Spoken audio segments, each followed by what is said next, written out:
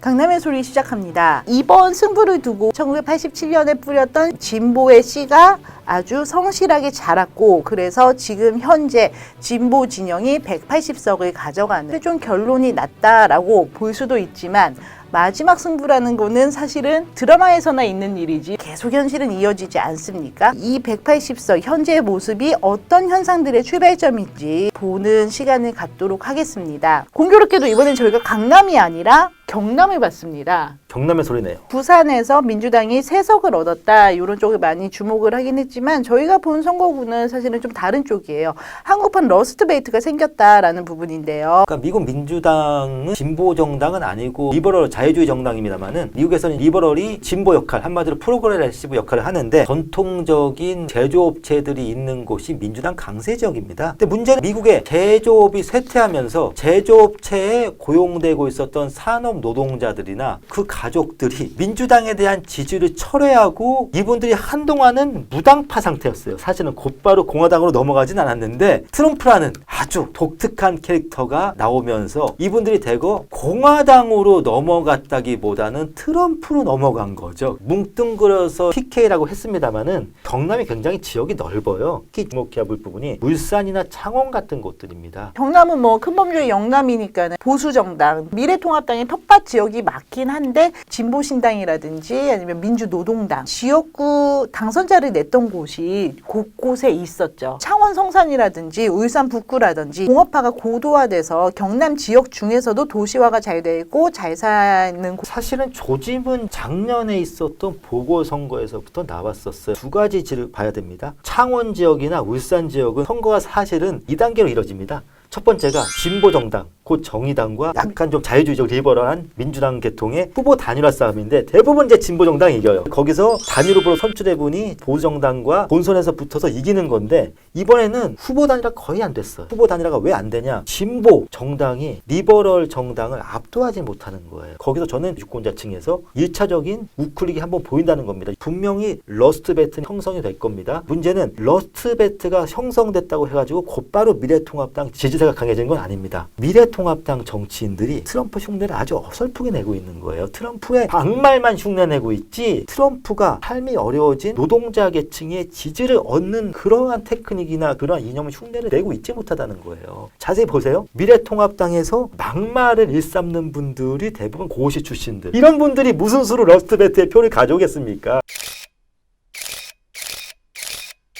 180석을 더불어민주당이 가져갔는데, 코로나 때문인지는 몰라도 좀 많이 숙연하다라고 할까요? 특히 이번에 초선이 많이 당선되기 때문에 어느 정도의 세대교체 효과도 기대를 할 수 있을 것 같은데, 그런 거에 대해서도 반색하는 느낌이 조금 적더라고요. 저희가 열린우리당 얘기를 할 때 항상 나오는 게 108번뇌입니다. 152명 중에서 108명이 초선 의원이었다. 그리고 요 108분이 각자 개인 플레이를 해서 108번뇌였는데, 108번뇌를 상징하는 인물 중에서 가장 유명한 사람이 정청래 의원이었습니다. 정청래 의원이 하던 일이 뭐였냐면 그냥 동네에서 하고 나는 거였어요. 정청래 의원 자체가 엘리트가 아니에요. 사실은 정치인에게 엘리트가 아니란 건 굉장히 장점입니다. 칭찬이고요. 108번뇌가 동네에서 보습학원 다니던 사람들이었다면, 대표적인 경우가 김남국 변호사가 있었는데, 동네 보습학원에서 로스쿨로 업그레이드가 된 겁니다. 스펙이 업그레이드 됐다는 건 일반적인 국민들의 삶과는 더 멀어진 분들이 대거 국회에 들어왔다는 겁니다. 엘리트와 대중이 점점 멀어지는 정치가 되고 있다는 것. 180석 얘기를 또 하고 싶은 게, 골격이 감당할 수 없는 체중이 과체중이잖아요. 저희가 왜 살을 자꾸만 빼려고 하겠습니까? 체중이 많이 나가면요, 당장 관절이 아프고 연골이 나가요. 한 석을 1kg으로 한번 대비시켜 보세요. 그러면 현재 범여권의 체중은 180kg입니다. 과연 지금의 집권 여당이 180kg의 체중을 감당할 수 있을 만큼 골격이 튼튼하냐? 저는 사실 근데 그거 극복할 수 있다라고 보는 게요. 지금 어떻게요? 다이어트로? 아니요, 벌써 뭐 우리가 분열을 얘기하긴 좀 그렇고요.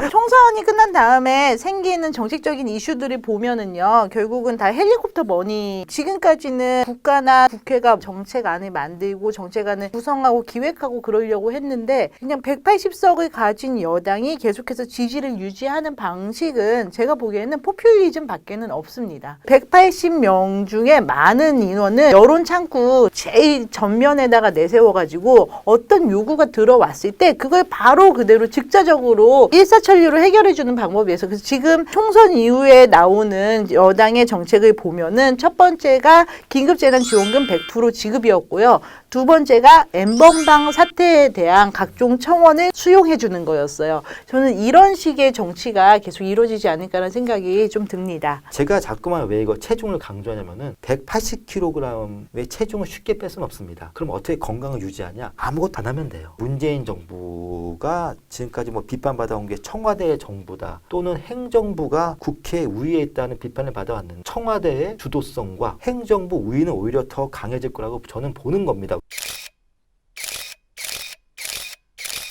결국은 야당이 사라진 상황에서는 여당과 행정부 또는 늘공과 어공의 싸움은 생길 수밖에 없다라는 분석이신데요. 그런데 지금 제가 포퓰리즘적인 부분을 말씀을 드리기는 했는데 포퓰리즘이 작동을 하려면은 사실은 되게 중요한 전제 조건이 하나가 있습니다. 여론이 있어야지 되거든요. 그러니까 N번방 같은 사건이나 뭐 긴급 재난금 이런 사건에서는 여론이 형성이 될 수가 있는데요.